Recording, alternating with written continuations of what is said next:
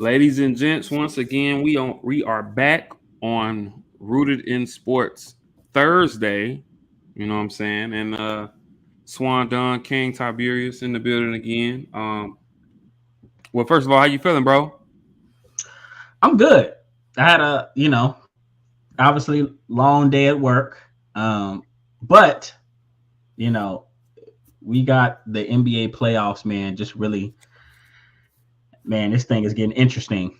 Um, so we got a lot to unpack with that, and then we're getting leaks. When it comes to this NFL, not full schedules. They'll probably be out fully tomorrow, even though they said today. It's probably be out Right. like late tonight. So that's been kind of killing me. I've been trying to work, but I keep looking online like, dang, did they release it yet? So it's just been a lot of anticipation, I think, today and this week as a whole, just kind of figuring out what's going on in sports. Word. Well, we definitely gonna get into a little bit more of a playoffs update as we're getting deeper into uh the second round of the NBA playoffs, and we're getting into some of these possible elimination games. So we're gonna definitely dive into that, and then also, as King Tiberius just mentioned, man, we got a few games that have been leaked already. Little games here and there from the 2023 NFL season that's been leaked already. So we'll kind of dive into some of the games that have kind of piqued our interest of what's been released already. As he stated, it was supposed to be released right about this time, but we'll probably have full clarity about each team's Tomorrow. schedule tomorrow and dates and things like that. But yeah, man, we're gonna go ahead, real quick once again, give you guys a good hour, and should be a really fun, really entertaining show. So yeah, you about ready to go ahead and get it cracking? Let's get it crack-a-lacking. Well, first, let's get into this handy dandy intro.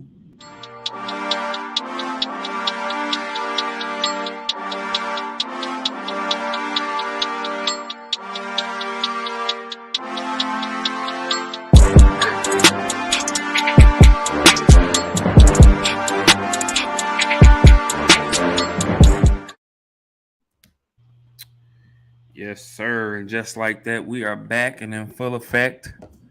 And like I stated, man, we're gonna, do a little NFL, a little NBA, and I guess we'll start with guess we can start NBA, with the NBA. Yeah. let's do it. Um well, first of all, we can I'm gonna just go back to last night. We seen two teams that were down 3-1 in their series, both win game fives to stay alive. The New York Knicks, they found a way to stay alive in the Garden at home, found a way to pull out a win against the Miami Heat in a fairly close one. And then Golden State, after kind of a back and forth battle, Golden State finds a way to kind of pull away late and win Game 5 against the LA Lakers. So I'm just gonna kind of dive right in. I'm gonna start. I know I probably have more to say about the Golden State Lakers series, so I'm gonna start with. I'm actually gonna start with the Knicks and the Heat last night. Okay. It was a really good game. What I like about this series is that I really do. Although Miami is up 3-1, well, Evenly 3-2, matched. 3-2 now. Excuse me, 3-2 now. I really do feel like they're fairly evenly matched teams. Um, and Bo, I agree with you. I do think Jokic got robbed of a first team vote, but another story for another day. But yeah, looking at Game 5 last night, it was really the Jalen Brunson show. And speaking of Bo, I'm sure he's every time he sees Jalen Brunson, I know he's just kicking himself because He's sick. the So Mavericks they let him. didn't sign him, and the Knicks really got him for what looks like a bargain now. You know what I'm saying? Right. He's went over there. He's clearly the best player they have on their team. He played, if I'm not mistaken, he played all 48 minutes last night. Scores 38 huge points, clutch buckets, timely buckets. I think he and Quentin Grimes, who also hit some open shots for them as well. I think he and Quentin Grimes both played every minute of the game. And I guess, when you get to this point in the season, you got to do what you got to do. You got to ride your guys. Hey, he's still young. You know what I'm saying? And Coach Tibbs rolled him, and they were able to stay alive. Well, Miami, I don't know. I don't want to say that they looked tired yesterday. I just don't think they quite had the same hustle and grit that we had seen them have, the previous 4 games of the series. Jimmy Butler wasn't necessarily the Jimmy Butler that he's been throughout the playoffs, because he's been probably top 2 or 3 players, in this 2023 NBA playoffs so far. But he wasn't necessarily that yesterday. And yeah, I mean, looking forward for this series. Well, okay, I want to say this, right? Okay. So we got each of these series are 3-2 right now. I'm gonna say this, and I could be wrong. I believe Boston and Philly is playing right now, and then Phoenix and Denver will play later on tonight. I think that we will have 3 game 7s in the second round. That's a bold statement right there, right? I think that we're gonna have 3 game 7s.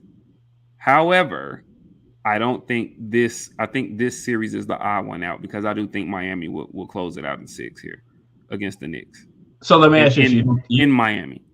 You don't think Jokic is going to close it out tonight? I think Jokic is going to play very well.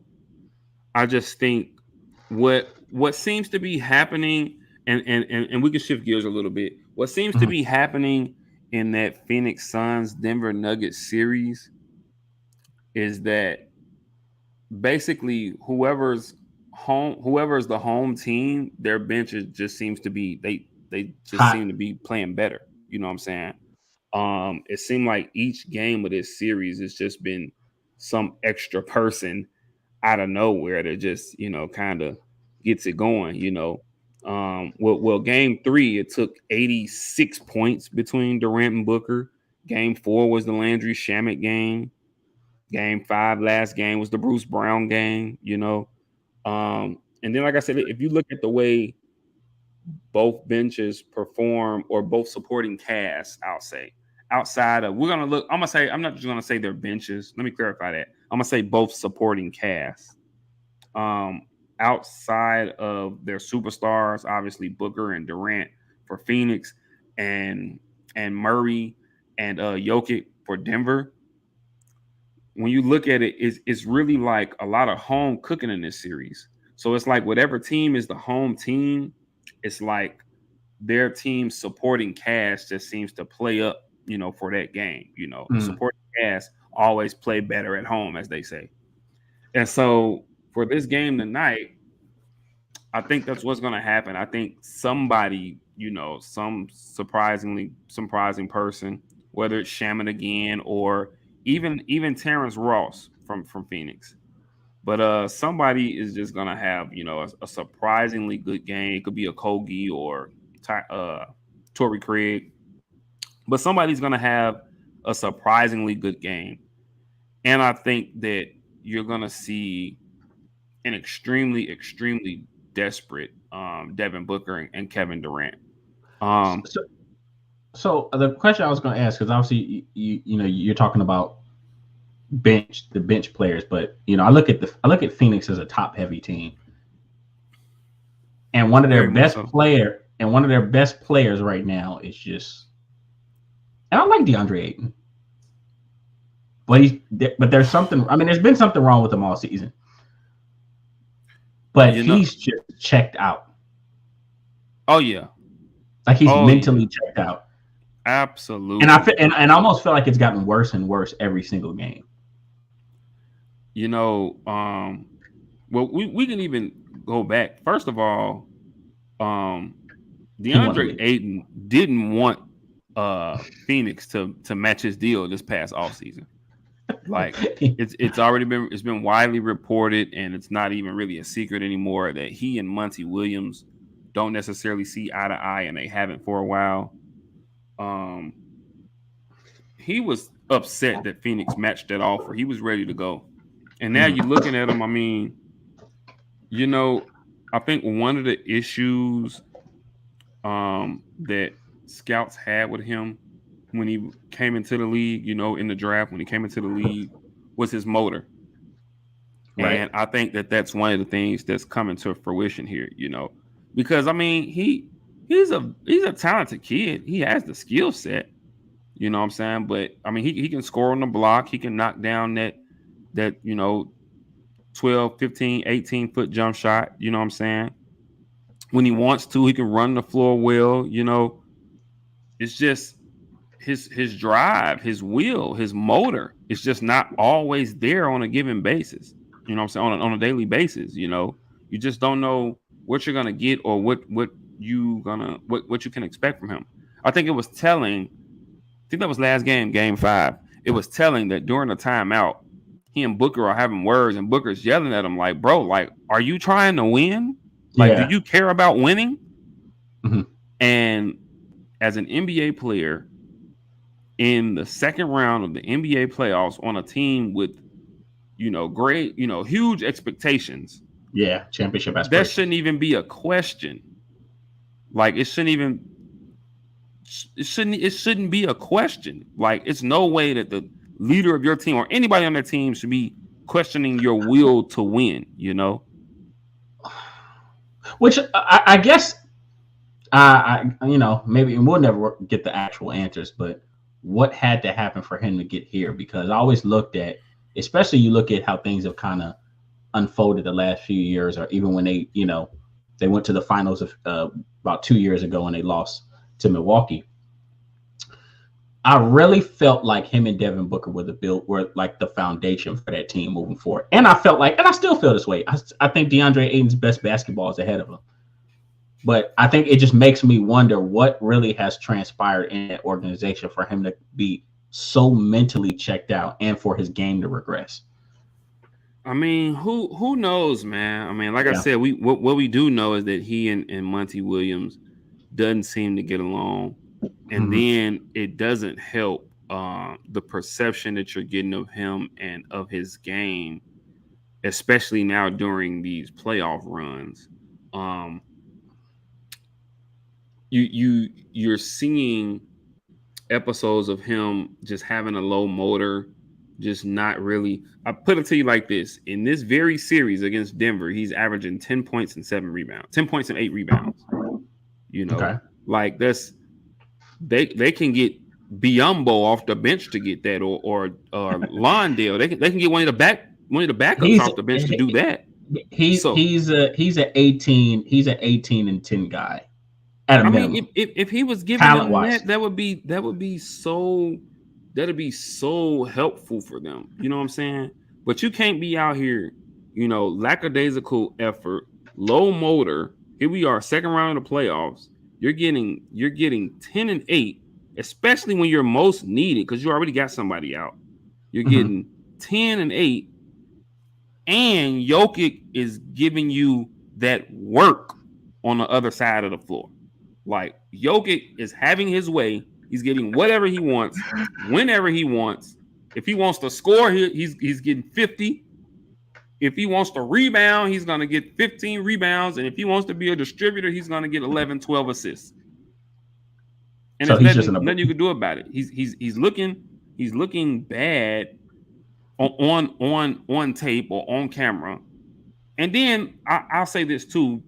Monty Williams isn't helping his case either, because you thought you would think that he would have learned from the 2021 NBA Finals when he decided to just let DeAndre Ayton continue to guard Giannis Antetokounmpo one-on-one, and Giannis had his way. Giannis gave him 50 in a closeout game. So do you feel like Monty Williams hasn't done the best of, and I hate to say it like this because this is a professional player, of maybe protecting.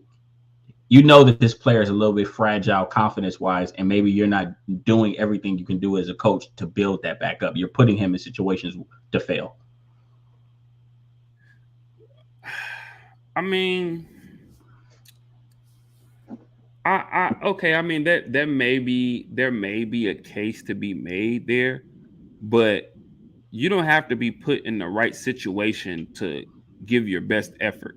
You don't have to be put in the right situation to, you know what I'm saying? You having a low motor has nothing to do with the situation you're in. You know, either you got it, either you're gonna come out ready to play, either you're gonna have some sense of urgency, or you're not. You know, and that has nothing to do with however Monty Williams is scheming out this game plan for you. And don't get me wrong, like I don't think this isn't me, you know, trying to come down on Monty Williams either. Although Monty Williams has his fault as an NBA coach. I don't think he's not a bad coach at all. Bo is gonna promote his ass off for the Mavericks. He would be perfect for the Mavericks. Listen, you know he will. Man, no. Bo, no, he wouldn't. No, he wouldn't, Bo. He wouldn't. And Bo would be pissed off. And y'all need a rim protector. Dallas needs a rim protector, and Ayton ain't doing that. You know what I'm saying? You see how his motor is now. He might get a few more touches. He might get a few better numbers, but okay. Now let me ask you this. We can move on to, you know, the Lakers, Warriors, or another series. Do you think that the presence of Kevin Durant hurt more than it helped with DeAndre Ayton? Do you feel like it kind of pushed him a little further out of the fray? I mean, from a mental standpoint? Innately, yeah. I mean, whatever few touches he may have been getting on the block, those probably diminished as well, you know, because when you got a guy like Durant, and, you know, most of the time, you know, Durant, because of the type of player Durant is, he normally he'll fit in seamlessly with any personnel, with any offensive, you know, scheme set or whatever. And that's still the case. But I mean, that's an argument to be made that since he's gotten there, he might have helped in stunting DeAndre Ayton's growth. But like I said, man, I mean, you can't teach motor, you can't teach heart, you can't teach will. How right now, it just doesn't look like Ayton has that. Ayton is a 7-footer. He can, huh? I said, how old is DeAndre Ayton again? 23, 24? Oh man, he's pretty young. I would give him around that range. Damn. I'd say around that range. But it's time to grow up. Yeah, man. I mean, they need him now. Right. This would have been the time to really cement himself with Chris Paul out in these playoffs. This would have been the time to really, you know, show that he can be. Show that he can be a really reliable offensive option for them. And he's 10 points and 8 rebounds isn't going to do that. Not for his talent, no. Exactly, man. That's really piss poor. And you can argue, and you know I love Jokic. It's not like Jokic is going to completely take him out of the game if DeAndre Ayton, like you can give him something back. Lakers close out tomorrow. I mean. Jokic isn't just, you know, a world leader on defense. I mean, that's what I'm saying. It would actually help if you know what I'm saying, gave a little more effort, put a little more pressure on Jokic, made him play a little defense. Then he probably he made away a little bit of your ass as much on the other end of the floor. Right, you got to give him something. Silk and Black, Lakers close out. Oh yeah, it's my boy Paez. He said Lakers close out tomorrow. Let's talk about this Lakers series. And how Anthony Davis had to get rolled off in a wheelchair. He continues. Look. It's not funny. Because this Thankfully, is the truth. He's not concussed, and they say he should be ready to go tomorrow. So it's not funny. It's like as soon as he starts to rebuild his identity, Game 7 and said we'll put too much pressure on boys. It will. True. You think it will? It will. But what was you saying about AD? I'm sorry. No, it's like as soon as he starts to rebuild his reputation, you know, as that physical, talented big man, something happens, he gets hurt or he falls on his ankle, and it just deteriorates that image all over again. He has to build it up from scratch. How you get rolled off on a wheelchair? Man, I mean, and it's not funny. It's not funny, but it's like, yeah, that's a little funny. Like, he's not bro, look, he's not concussed, so it is bro, funny. If he was concussed, the dramatics, man, the dramatics, bro. Like, come on, man. Now he done needed the wheelchair to get rolled off, man. I don't know, man. But thankfully he's okay, and they say he should be good to go for game 6 tomorrow. He said 80, so. Yeah. But I mean, this here the game last night. I mean, couple key points. And I don't have the exact number in front of me, but I know that fairly late into the game. Actually, I know I can get this number. Fairly late into the game, both these teams had about the same amount of points in the paint, which is important because one of the big storylines in this series is the free throw differential. How many more free throws the Lakers had been shooting during this series than Golden State, and even so much so to you hear some guys from Golden State. I think Steve Kerr kind of alluded to it. You hear some guys talking about the Lakers out there flopping and this, that, and the third. I didn't have a problem with the discrepancy in free throws because I feel like throughout the series, the Lakers had been the more aggressive team as far as attacking the bucket and getting downhill. Yeah. So they were drawing those fouls, whereas Golden State was shooting. They live and die by the three. I think they hit like 23s, at least 23s in both games 1 and 2 of the series. They come away with a 1-1 split. You get back to you go to LA and you have pretty much the same game plan, but LA sticks to their game plan. They sticks to what's working for them, which is their size, which was AD, being a monster that being that top 5 talent that we know him to be. And they went up 3-1. But yesterday, and I didn't have the exact numbers, but the battle of paint points was pretty similar. And yesterday, Golden State they shot the same amount of free throws. Golden State and the Lakers each shot 15 free throws in the game. The Lakers were 12 of 15, and Golden State was 14 of 15 from the free throw line. But the point of that is, it was equal. So do you think going into this game, obviously going into the game last night, that Golden State, especially from here on out, is going to make more of a contorted effort of attacking the bucket and drawing those fouls and getting to the line? Because I feel like I feel like if they focus on that, especially you take a player like Steph, he's going to get those calls. I think that's something that they do kind of need to do. If you've noticed in the last couple games, they've been running a lot more. They've had the ball in Steph Curry's hands a lot more as a facilitator and almost like a point guard. And they've been running a lot of high pick and rolls. They've been playing small, and they've been running a lot of high pick and rolls and drawing Anthony Davis out of the paint to open up lanes for them to drive. I think, and let me double check this.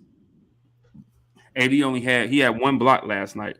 So in the last 2 games, he's only had 1 block because he didn't have a block. Although they won game 4, he didn't have a block in game 4. And you're seeing Golden State just couldn't quite close out game 4.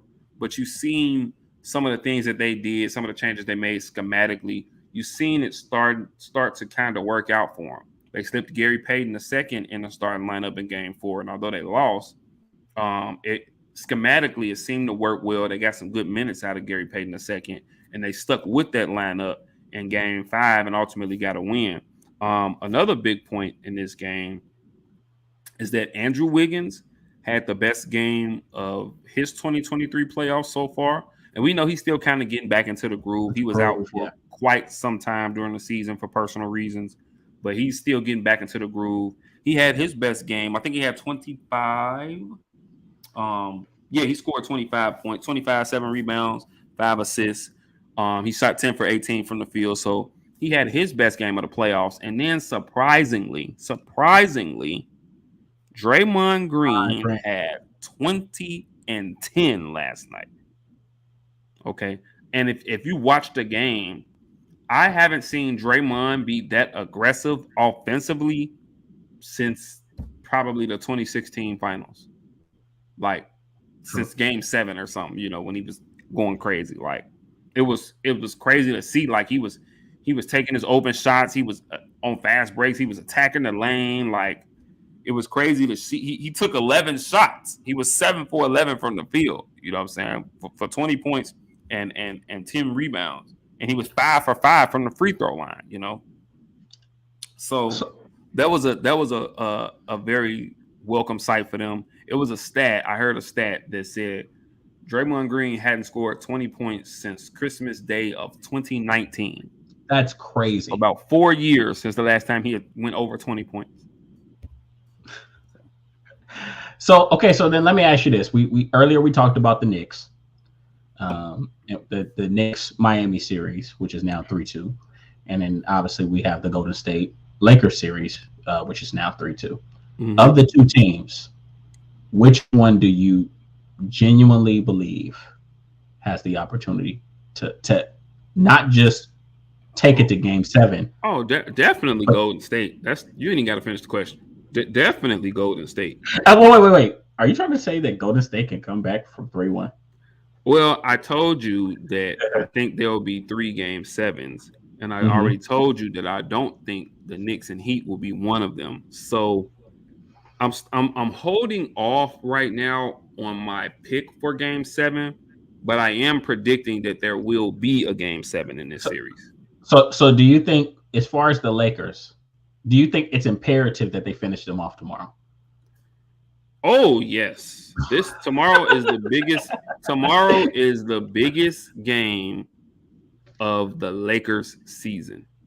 Tomorrow, they and to me, truth be told, and I'm not saying that they didn't try, but I think it would have behooved them to, win that game last night, because we're talking about a Golden State. You're talking about the defending champions. We're talking about a core group of guys who won four rings, who've seen and been through every situation.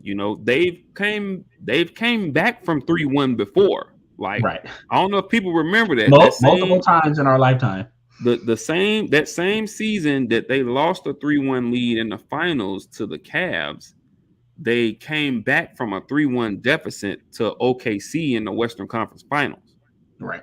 So, I mean, this core group of guys, they've been there before. You know what I'm saying? They've been on both ends of the spectrum with this. So there's no real nerves on them at all. You know what I'm saying? Like they're like how we get there. Pressure's on them being a defending champions, but I think the pressure's on the Lakers because, I mean, if any team could do it in these playoffs, it's this team. You know what I'm saying? And you don't want guys to figure stuff out. You don't want guys to get into a rhythm. It's kind of like going back to the 2015 finals in game 3, because if people remember in 2015, that was the first time the first finals that Cleveland and Golden State met, when Kyrie got hurt and Kevin Love was out. Love got hurt. Yeah. People, if people don't remember, Cleveland was actually up 2-1 in that series. But during that game 3, Steve Kerr, started to play the small ball lineup. He had Andre Iguodala, played him a few more minutes, and he's seen something that he liked there schematically. And he went to that moving forward, and they ended up winning the last 3 games of the series. Fast forward to, this here series, and he did something similar in game 2. He inserted JaMychal Green into the lineup and got big minutes from him. I think he scored 19 big points. They got a win. In game 4, although in a losing effort, they inserted Gary Payton II into the starting lineup and got some good minutes out of him and was able to work a few things out schematically. So, and then they came back with that same lineup. They win game 5 with that lineup. Don't be surprised if they come back with that same lineup in game 6. And we'll see what happens, man. I think that in Game 6, is it tomorrow? I think Game 6 is tomorrow. Yeah. I think you're gonna see Golden State go into LA, and I know it's a big thing about Game 6. Clay hasn't been shooting the ball extremely well in this series. I think you're gonna see a Game 6 from Steph Curry, similar to, I believe that was Game 4 from Steph Curry last year in the finals against the Boston Celtics when he went nuts on the road. So I think you're gonna see I think you're gonna see Steph really get in his bag tomorrow. Don't be surprised if he ends up with about 40 points. And I think they take this thing back to Golden State. And if they do, God help us all. Yeah, I can't. I gotta see the game. I'm gonna have to hold off on my prediction in that Game 7. But yeah, I am predicting. I could be wrong, but I do think there will be a Game 7. And also, lastly but not least, I already said I think there'll be a Game 7 with Phoenix and Denver. I think there'll be a Game 7 with the Lakers and Golden State. And they're playing Game 6 right now. I haven't even checked in on it.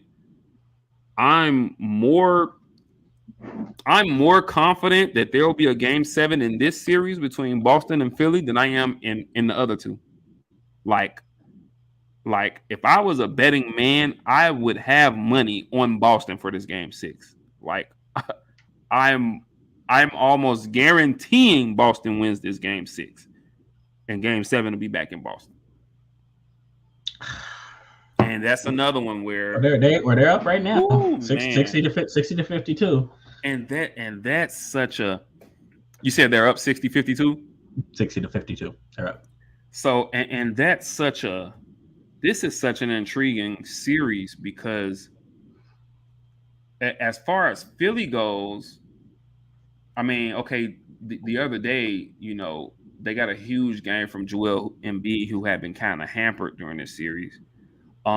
They've gotten, it's been kind of up and down for James Harden. They've gotten two, dare I say, Houston James Harden games, and then they've had 2 or 3, Philly James Harden games, But man, this is such an interesting series.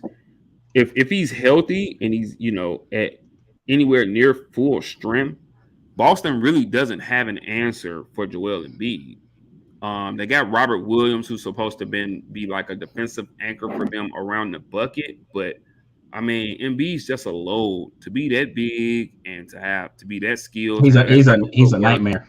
He is, to have a solid handle, to be able to make the three, make the mid range, make the long twos. He's just he's a matchup nightmare, and then you can't put Al Horford on him because Al Horford's too little. I mean, you can't keep him on him, for long periods of time. I mean, if he's healthy, he's a load. And then on the flip side,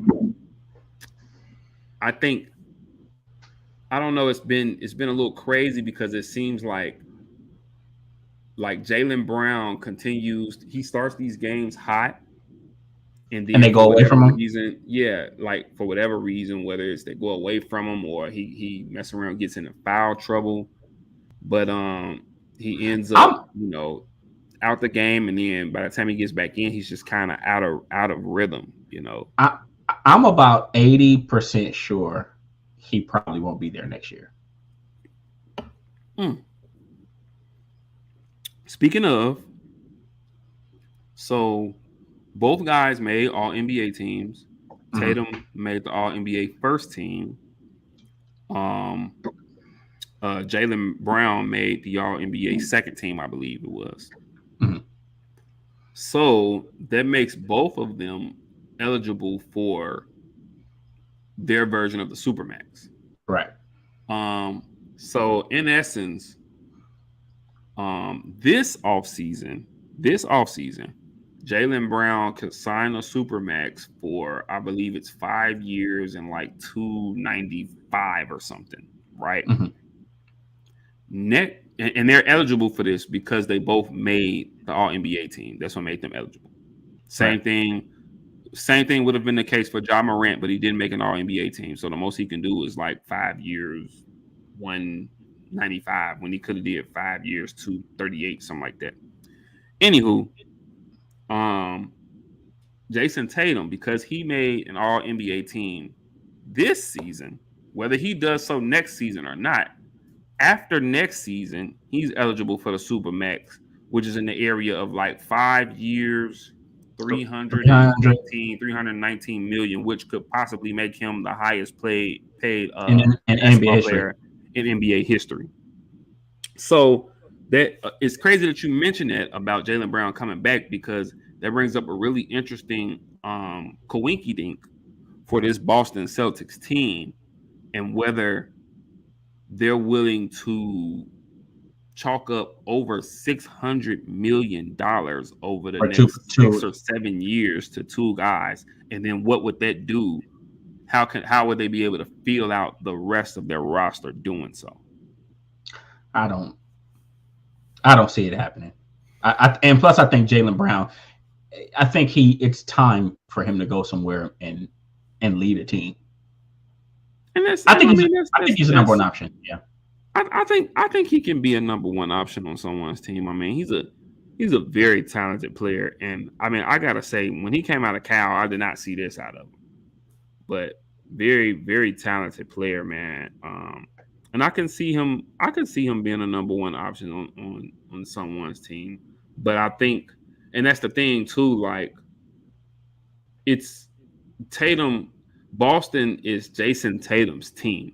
It is. Like, if there's one guy that as a team, as the Boston Celtics brass, that they're going to go out of their way to keep, it's going to be Tatum. If they absolutely have to choose, they're going to choose Tatum, because he's and I've said this before, I mean, Tatum's the more natural, more gifted scorer. And I think in most NBA circles, he has the highest ceiling, which he's reaching, you know what I'm saying? Right. Jaylen Brown in some ways still has a few limitations to his game, although he's in my opinion, exceeded expectations. But yeah, I mean, it's crazy you bring that up, though. It's going to be an interesting dynamic. But with that being said, I think this series goes to 7 games as well. Like I said, I hadn't even looked at the score, but I see they're winning out. I know the game's in Philly tonight. I really think we're going to have 3 Game 7s. And I tell you one thing, like I said, I think I brought this up last week when we talked. Mm-hmm. If Philly's ever gonna get it done, now's the time for them to. The time for them to get this done. Oh yeah. Because it's eventually it has to pay dividends. And I'll say this before we move on. Last thing I'm gonna say concerning that series. So here we are. Philly's up 3-2 in this series. If Philly loses this series, mark my word, Doc Rivers will not be back next year. Because now he's going to be gone. This is a team that's talented enough to get to the finals, right? Mm-hmm. And now you're talking about, a guy who's given up a 3-1 lead and a 3-2 lead while in Philly. Because he gave up a 3-1 lead to was it Atlanta? I want to say Atlanta. I could be wrong. 2 years ago with Trae Young when they went to the I want to say that was Atlanta that they gave up the 3-1 lead to. But either way, I mean, what's the definition of job done? What's the definition of insanity? To do the same thing over and over again and expect a different result. Yeah. Definition. I mean, and I've always said, he's one of the most overrated coaches. He's a good coach. Don't get me wrong. He's a good coach. But I always say he's one of the most overrated coaches in history. He can take a team. He can take a solid team. He'll win games. But I mean, he's basically living off one season in 2008 where he had 3 superstars, 3 Hall of Famers. You could say 4 now with the trajectory of Rondo's career, possibly. Right. And I mean, he's kind of lived off that, but outside of that, man, he's been a grave disappointment with some of the teams that he's had for years now, especially the Clippers. Right. But yeah, man, that's our NBA playoffs preview update, whatever you like to call it, and definitely stay tuned. Things are heating up. And just kind of see, stay tuned and see how well my prediction goes. Like I said, I'm predicting 3 Game 7, so see what happens. We're gonna move on though, and we're gonna get to a little bit of NFL. And like I said, the NFL schedule should be. They're actually out. They're actually out. They're out. Okay, I gotta go and check it out, man. Yeah, they're actually out. Yeah. Let me see here. I do see. Let me see. I see the Sunday night games. Yeah. But hey, NFL schedules are out. I gotta check out my Bears schedule, see when we're playing who, and get my predictions together. But from what you gather and what you may be able to gather, first thoughts as to maybe a game or two that you may be looking forward to seeing. Well, first of all, I think the best thing to start out with is I don't know if you've seen, and this actually came out not yesterday, but I want to say the day before, the strength of schedule for this season. And they have the Eagles they're at number 1. Meaning they have the highest toughest schedule. Okay. And I got it in front of me now. Yeah. Which I think is going to be interesting because last year, they were kind of in the same boat, even though they were a immensely talented team. They were kind of in the same boat as like San Fran, who they were just talented teams that played a whole bunch of bad teams and was able to benefit off that and ultimately win a lot of games and be a top 2 seed. So they're number 1. Then you got Miami at 2, the Patriots at 3, which I like because I want to see the Patriots do some good things. And I got and then the Cowboys and the Giants are tied at 4th. So literally, you have three teams from the same division that are top 4 in strength of schedule. And then Washington's right. What you got the Jets, Buffalo, and then Washington. But you know what? When you think about it, that makes sense because every team in the division was at least 500. You know what I'm saying? You had 3 teams make the playoffs. So it kind of makes sense. Yeah. And the Commanders were like a game out of making the playoffs. The Commanders were supposed to have that last playoff spot. Yeah. So, but yeah, that's sure. I don't know if you know offhand. What other divisions if the NFC East are playing this year. I'm not sure. They're playing the NFC West. Okay. So Niners, Seahawks. Okay. I think they're playing the NFC West, and I think they're playing the AFC East. Okay, and then Baltimore, Pittsburgh, possibly. No. Oh no, you said the NFC East, so we're talking New England, the AFC East. Yeah, AFC East, New England, Miami. Oh, even okay. Yeah, which is gonna be which fun. You can argue which I think both Easts. I think NFC East, AFC were the 2 best divisions, and probably will be next year. Yeah, exactly. So, just something to ponder on. And it's funny because I think the Chiefs have like the 16th. They were somewhere middle of the pack. Yeah. So it's funny to kind of see how the strength of schedule is. We'll see how that works out. But as far as games, I'm sure you chose some as well. I picked out 4 games that to me that kind of stood out. One is obviously opening day, the Thursday night opener, which I love. And that's the Lions. I want to say it's the Lions at Kansas City. Yeah, definitely. Yeah. And I'm excited to see the Lions get this opportunity because they've earned it. It's a good litmus test for them. Mm-hmm. One thing is showing, or it's showing 2 things. One is showing that the NFL is buying on Detroit. They're not selling, they're buying. They're like, no, this team, this is the next upcoming high flying, explosive team in the NFL. Let's put them in a primetime game against the defending Super Bowl champions, because they could have gave anybody that slot. Mm-hmm.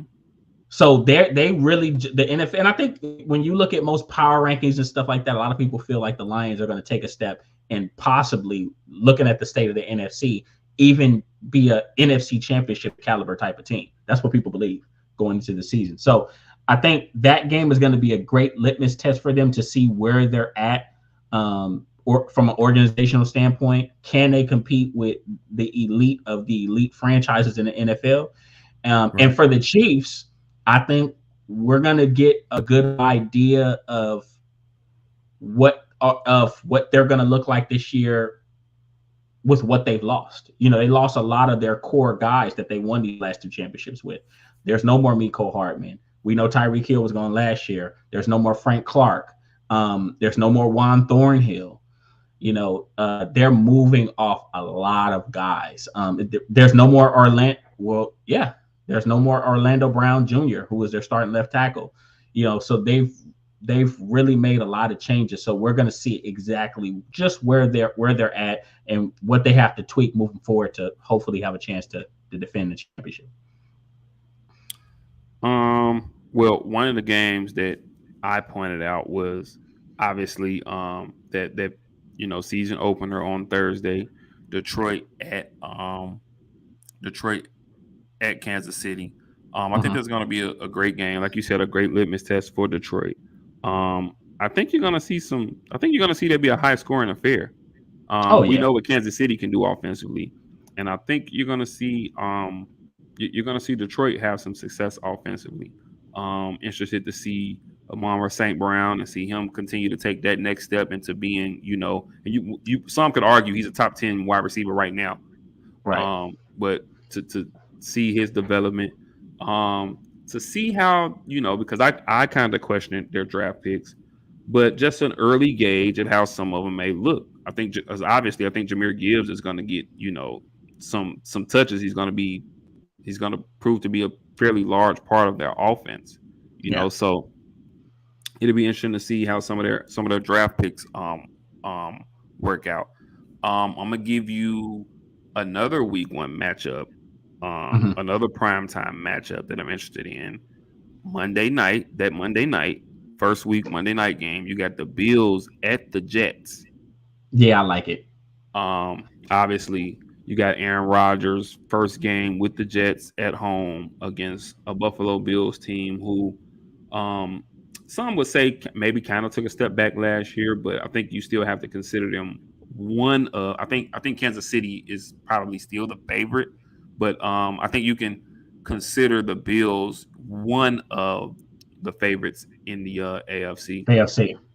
And we all remember how the Bills came out last year and did a number on the Rams to open the season last year. And so I think it'll be an interesting game to gauge the Jets and where they are early, and if they'll be able to live up to what are now some pretty lofty expectations for them.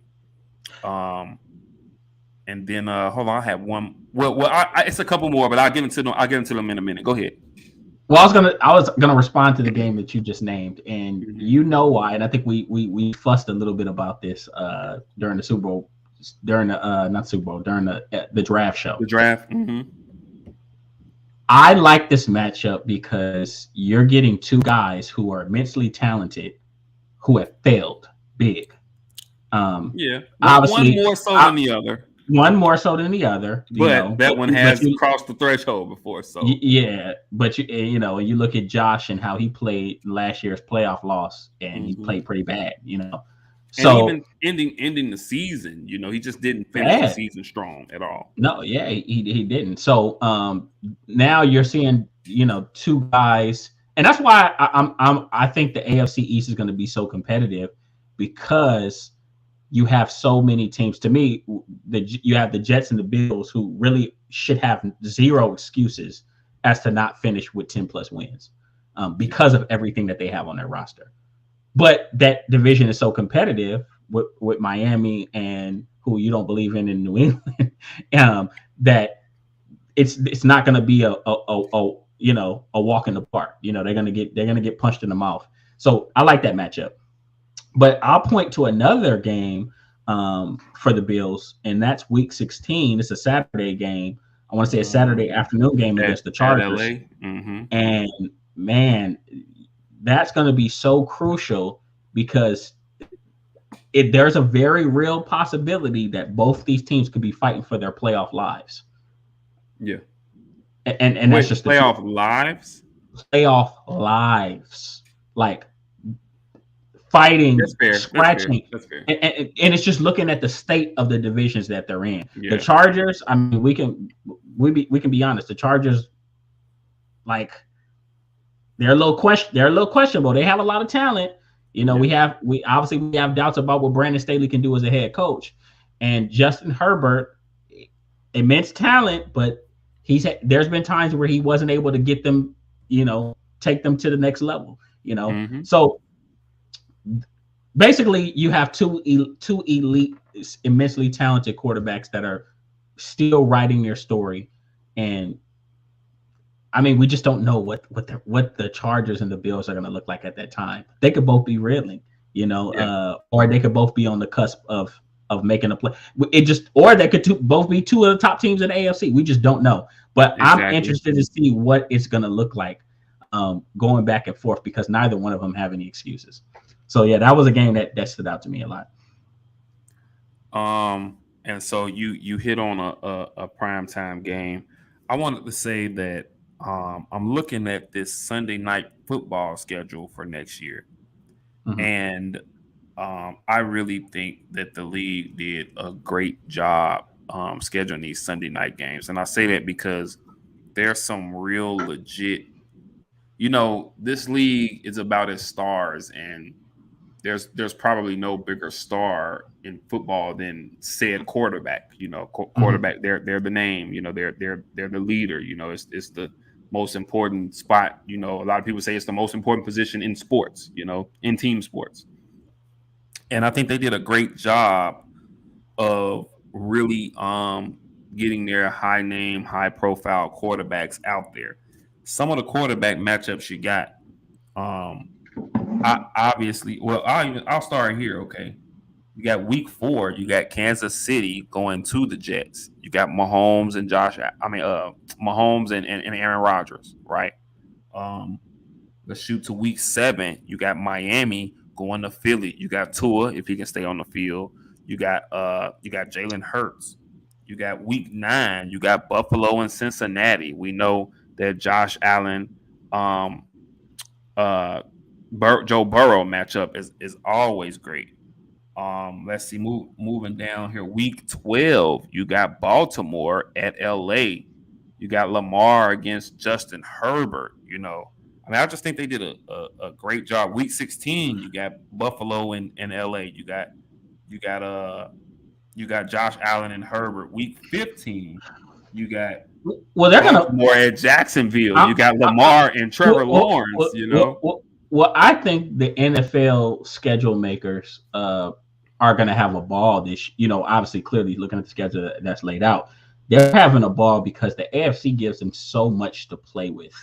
From a scheduling standpoint, a lot of really talented young quarterbacks, that guys that all have a chance to, outside of Patrick Mahomes, or that all you could argue have face of the league type potential. So it's just it's so much to market on the AFC side of the house. Whereas the NFC, you probably only got about a handful of guys that you could probably argue can even be mentioned in that type of conversation. So. But, I agree with that. Two more matchups that intrigue me. One, the same what I said about the Lions and the Chiefs. I really want to watch this Patriots-Eagles game Week 1. Mm-hmm. And the reason why I like it is because we're going to see how Philly deals with. I think we're kind of downplaying some of the things that they lost. I think we look at some of the big things that they did, getting Jalen Carter, who some people think was the best player in the draft, and then just adding Keely Ringo, stuff like that, trading for DeAndre Swift. But we forget, they lost their starting left guard which they're still trying to figure out who's going to come in and who's going to replace him. I think they're trying to put Cam Jurgens, the backup center. I think they're talking about putting him there. They lost both their safeties. They lost both their linebackers. So it's kind of like we love them because they're a very talented team, but we're downplaying very important big losses that they had. They lost Javon Hargrave at nose tackle, who was a double-digit sack guy last year and was providing a lot of stuff, getting pressure. So, but against the Patriots, and you know how high I am on Bill O'Brien, who, from my understanding, what I read, he came in there and he's kind of set the standard. Like a lot of stuff you guys were doing last year, if you play like that, you're going to be on the sideline with me. So he's setting a standard that we're not here to play around or play any games. We're here to win. So it's going to be good to see where the Eagles are and how they handle some of those losses. And watch this. What are they going to look like after losing both coordinators? What are those? Yeah, they lost both their coordinators are head coaches now. But for on the Patriots side, what is that offense going to look like? How is it going to take shape? How is Mac Jones going to look? Bill O'Brien as OC. Mm-hmm. Yeah, as OC. So how is Mac Jones? From my understanding, they said he's looked very confident thus far, and they feel like he's going to possibly have his best year as a pro. So that's going to be a good litmus test for the Patriots and for the Eagles who want to go back to another championship to hopefully realize what their weaknesses are very early so they can make some changes and hopefully fix it and win down the stretch. And in the last game, go ahead. You want to say something? Go ahead. I had a question for you. Go ahead. Okay. No, I was saying the last game is the 49ers Seahawks on Thanksgiving, which I think this one's going to be for the division. That I was just going to say that could possibly be for the division. That's going to be I think that one's going to be for the division. And who's that's in Seattle? I think it's in Seattle. I think it might be in Seattle, but that'll be the game I'm more excited to watch that than the Cowboys. Because I feel like that's going to be so freaking competitive. The Cowboys play Washington that day. I think I saw. They play Washington, yeah. But we'll get an idea of who's the big dog in that division come that Thanksgiving game. So, but what was the question you had? I was going to ask you, and I don't know if you. So the schedules have officially dropped. I just pulled up the Bears schedule. And I'll give you an opportunity if you don't have it in front of you to just pull up the Cowboys schedule real quick. And I was just wondering, as a Cowboy fan, what is a game or two of the Cowboys this season that kind of piques your interest? While you're pulling that up, though, I'm looking at my Bears schedule. Obviously, week 1, we got the Packers at home. Anytime we get to play the Packers, first of all, this has to be the year that we turn the tide. Okay, right. And it's crazy because we played them week 1 and then we played them week 18, first and last. And I think as they did that. I feel like we should always end the season against Green Bay. They did that by design. They knew what they were doing. Oh yeah. But I mean, I feel like we got some interesting games. I think that. I'm interested to see what our record could be after week 14. And the reason I say that is because our last 4 games are against the Cleveland Browns, the Arizona Cardinals, the Atlanta Falcons, and then we end the season at Green Bay. And all 4 of those are winnable games for us.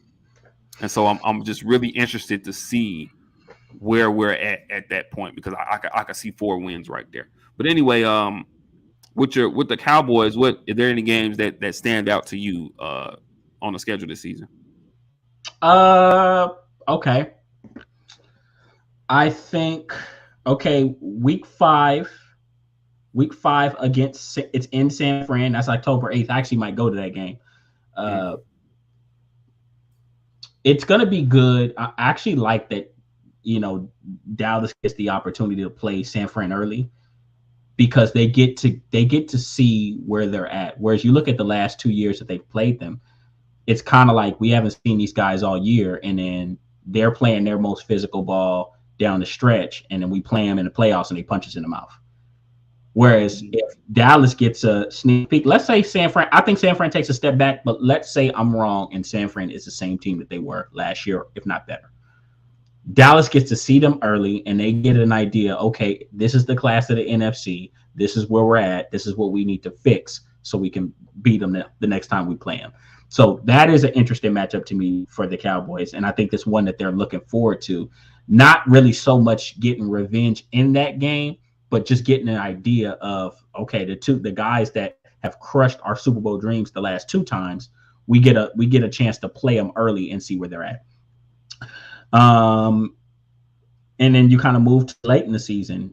Dallas is, I like them having and I think they had a decently strong schedule. I think Dallas led the league in wins of teams with winning records. I think Dallas led the league in the wins of that category. But they get a lot of very interesting matchups. I would definitely say they're gonna challenge every bit of what this defense can do.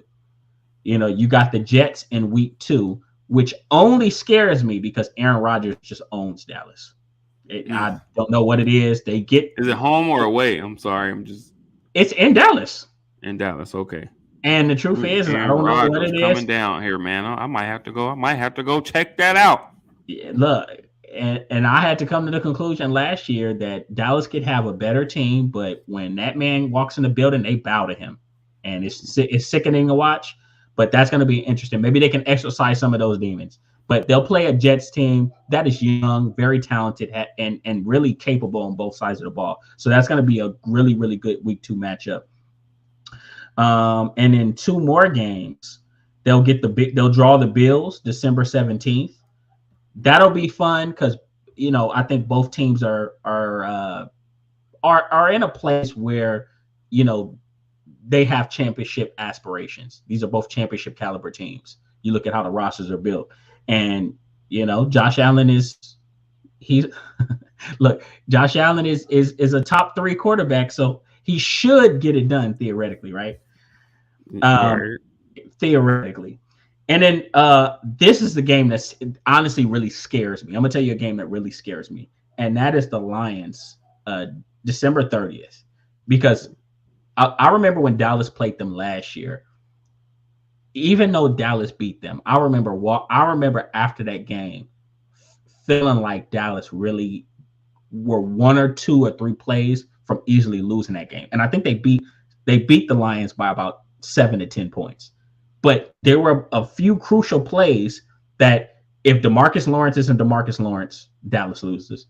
If Micah Parsons isn't Micah Parsons, Dallas loses.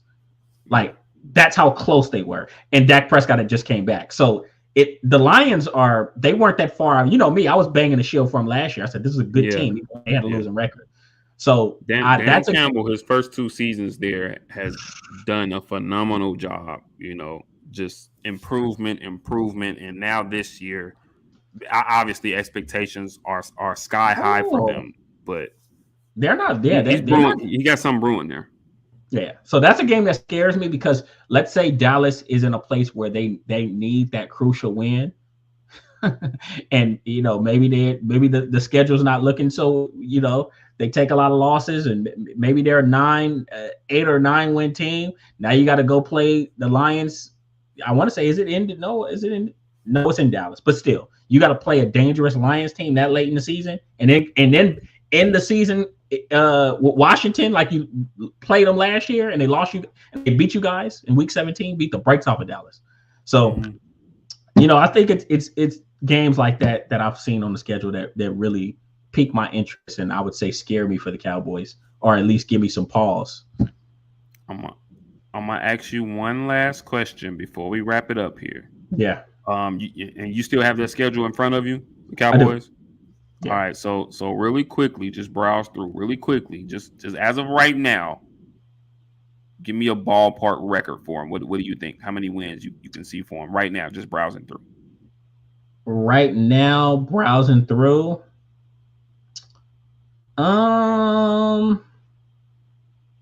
Let's see. I see. I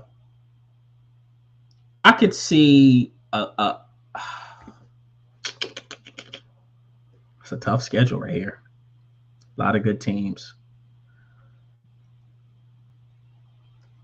You know what? I see 11 wins.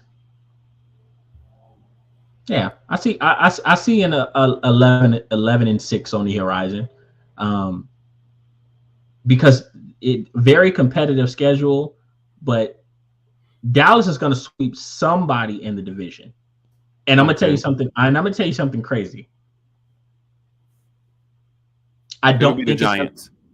No, I'm gonna tell you something funny. I don't think it's going to be Washington, and I don't think it's going to be New York. I think Dallas is probably going to sweep Philly. Oh Lord, what's the oh Lord for? We'll agree to disagree. What's the oh Lord? We'll agree to disagree. What's the problem? Okay, look. This is okay, and this is what surprised me. I'm arguing with people on Facebook about this. I said, when have we seen Philly really handle Dallas? I mean, but you can kind of say that goes both ways. No, I mean, that's not the truth. Competitive with each other. Dallas with Andy Dalton ragdolled Philly. With Andy Dalton, and Dak was hurt. So we're going back two years ago now. My point is Dallas, and I made this argument because neither team is the same. Philly is the correct. Philly is the better organization, and I think competes better outside of the division. But to me, Dallas owns them. Jalen Hurts has only beat them once. I mean, one time. This is a different Philadelphia. Jalen Hurts. Watch this. You're right, and guess what? They're less talented than they were last year. I'm not buying that they're more talented. I'm buying that they're less talented. They're still very talented, but I don't think that they're the same team that they was last year. I don't think Nakobe Dean is a step up from what they just had at linebacker because he couldn't get on the field last year. So I don't know. I just think, and especially, don't get me wrong. I think quietly the Cowboys had one of the best off seasons of any team, and right. I'm speaking solely because of the free agent moves, you know. But I just think I guess I think they're more equally matched than you do. I do think that Philly did take a step back. However, I don't think it's a step back to where they shouldn't be considered, you know, one of the favorites, if not the favorite in the NFC. Well, I think we do that based off of what they did last year. And I think the major argument that I make, this isn't me being, because I don't think that Dallas is a better organization. Let's get that off the way. I don't think Dallas is a better organization. And I think that Philly competes better outside of the division than Dallas does. And there's a reason why they've made 2 championships in the last 10 years, right?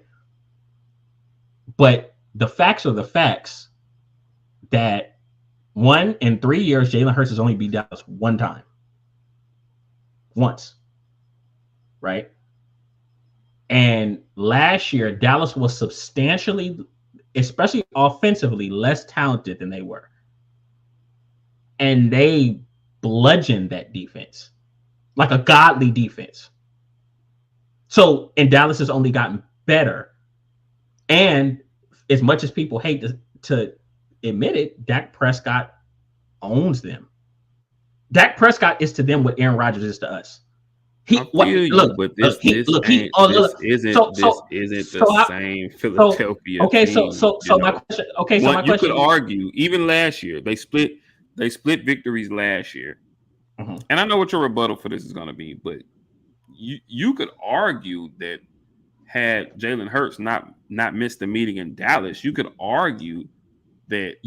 Even with Gardner Minshew there, you could argue they should have won that game. So think about this. If we really want to compare those 2 games, they had a chance to win. First of all, Philly lost because Dallas just beat them. Because Dak Prescott had a hell of a game against a great defense. That was a top 5 defense, and Dak Prescott with sacked 6.57 times with a questionable offensive line and 1 receiver. Dropped like 400. As a matter of fact, Dak Prescott and Patrick Mahomes are the only 2 quarterbacks to have those type of games against that Philly defense all year. Those are only 2. Dak Prescott and Patrick Mahomes. Now, if we're talking about the backup quarterback situation, I had Philly fans pissed off at me. Gardner Minshew balled on Dallas' defense. Gardner Minshew dropped 38 points on them. And he also 2 or 3 interceptions. One was taken away by DaRon Bland. That wasn't a bad throw by him. So my thing is the one in the fourth quarter was the last one was. You talking about the one that DaRon Bland snatched away from the receiver? Was that the last one? No, I think honestly he threw one. He threw one in the fourth quarter, and the game was still really close. He threw one a slant, and honestly, I think it was to Quez Watkins, and DaRon Bland snatched it away from Quez Watkins. And if you look at now, I think the one that was his fault was the Jaron Kearse one when he came over the top and he kind of stared his receiver down. But my point is, if you're comparing what Gardner Minshew gave them to what Cooper Rush gave down, like Cooper Rush was terrible for Dallas when I think they scored 18 points, 16, 18 points. Gardner Minshew dropped 30 plus points on Dallas' defense. So it wasn't like, oh, you had bad quarterback play. No, offensively, honestly, you were moving the ball. Turnovers hurt you. Exactly. And I think it's a case to be made that Jalen Hurts could have had that same success without the turnover. I think if Jalen Hurts plays, I think Dallas still wins because Jalen Hurts doesn't play defense. And then it's just I think it's little variables I look at. You sack Dak Prescott damn near 7 times, and he still embarrasses your defense. A defense littered with Pro Bowlers. It's just little things like that. I'm not saying that Dallas is a better organization. They're gonna win a championship. I still think Philly's a better ran organization. But if we're talking about in regards to them playing each other, I just think Dak Prescott owns them. Like he's their daddy. He's 8-3 against them in his career. We will see. Can we agree that counts for, like, it's kind of like when Aaron Rodgers has played you guys. Like, it get to a point to where the differential is so big that it's kind of like sometimes you look at it. It's kind of like, as a Dallas fan, I can't say anything about Aaron Rodgers. He owns us. He owns Dallas. No worse than he did the Bears. Oh, exactly. Like 23-4 or some shit. So sometimes we just got to come to that realization that some teams or some players just have a team's card. You just never know.